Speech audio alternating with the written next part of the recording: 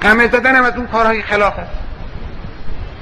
من میدانم که حالا یه عده‌ای خواهند گفتش که آقا فلانی حقش بود اسم قمه رو نمی آورد. چه کار داشتی شما حالا؟ میزدن. نه آقا نمیشه. کار غلطی است. یه عده‌ای قمه ها رو بگیرن بزنن به سرهای خودشون، خونها رو بریزن که چه بشه؟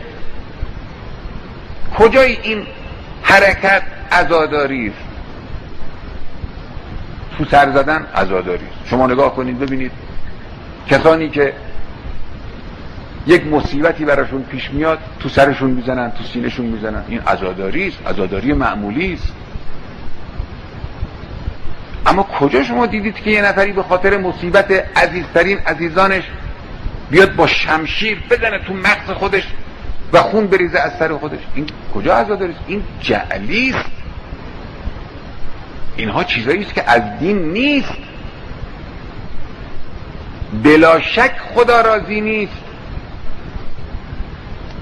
علمای سلف دستشون بسته بود، نمیتوانستن بگویند. امروز روز حاکمیت اسلام است، روز جلوه اسلام است. نباید کاری بکنیم که جامعه اسلامی برتر، یعنی جامعه محب اهل بیت علیهم السلام که مفتخرند به نام مقدس ولی اصل ارواحنا فدا، به نام حسین ابن علی علیه السلام، به نام امیر المؤمنین علیه السلام، این جامعه در نظر مسلمان های عالم و غیر مسلمان ها به عنوان یک گروه آدم های خرافی بی منطق معرفی بشوند. من حقیقتا هر چی فکر کردم دیدم من نمیتوانم این مطلب رو که قطعا یک خلاف هست، یک بدعت هست، این رو به اطلاع مردم عزیزمون نرسونم. نکنن این کار را. بنده راضی نیستم.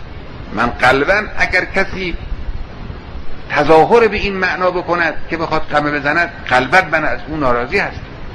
این قطعا خلاف است. این امام حسین به این معنا راضی نیست. من نمیدونم از کدام سلیقه ها اینها رو همینطور هی میآورد داخل جوامع اسلامی ما، جامعه انقلابی ما.